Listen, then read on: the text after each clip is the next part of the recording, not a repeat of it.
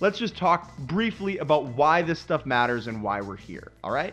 So for years, pitchers in the big leagues have used some sort of foreign substance on the ball to try and get a better grip.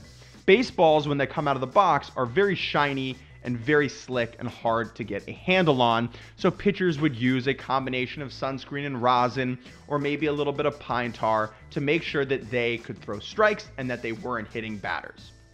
Over the last decade or so, as baseball's technological revolution ramped up and moved its way forward, pitchers started to experiment with different types of goos and goops and grips and whatever to try and get a higher spin rate on the baseball.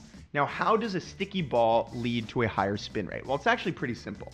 The longer that your fingers are touching a baseball, the more force and friction they will have at release, the more spin it will have when you let go, the harder it is to hit. Now, how sticky is the Spider Tack stuff? Let me show you. It is absolutely ludicrous, okay? It is originally designed, look at that. See, this is why it's called Spider Tack, because it looks like a spider web when you pull it apart. Kind of like that, or like, like melted cheese.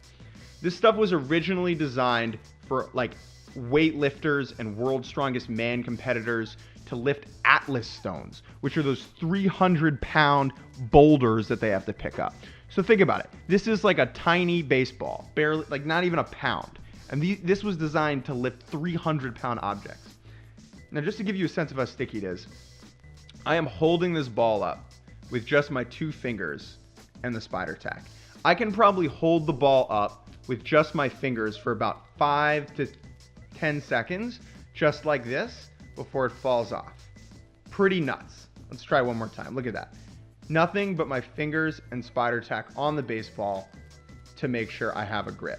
This stuff is incredibly loud. You can hear it. Hear that? Here, let's take a listen.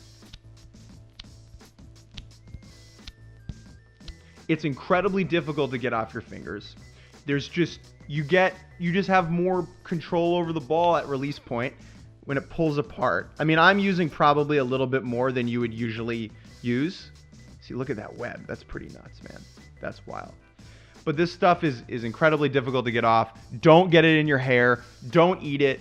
But try this at home. Go online, get a tin of it for yourself, and just see how it feels. You'll understand pretty quickly why this stuff is so different than what pitchers have been using forever. Now, I have an issue with MLB cracking down on this in the middle of the season. I think it might lead to more pitcher injuries like what happened to Tyler Glasnow. But that being said, this stuff is a departure from what is accepted within the culture of the game. We can keep sunscreen and rosin around. We can keep even pine tar around. But this stuff, designed for 300-pound stones, is just an entirely different ball game. I'm going to go wash my hands because this goop is everywhere. Ah.